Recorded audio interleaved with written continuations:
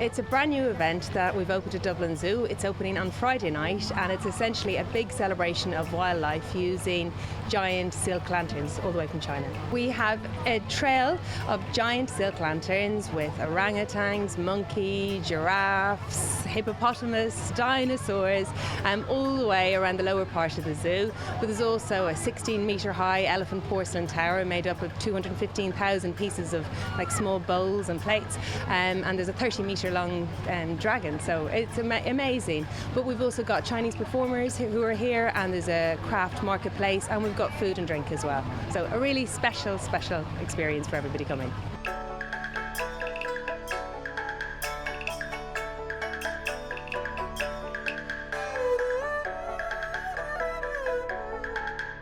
Book your tickets at www.dublinzoo.ie. Some of the nights are getting sold out already, so book fast, and we hope you enjoy it.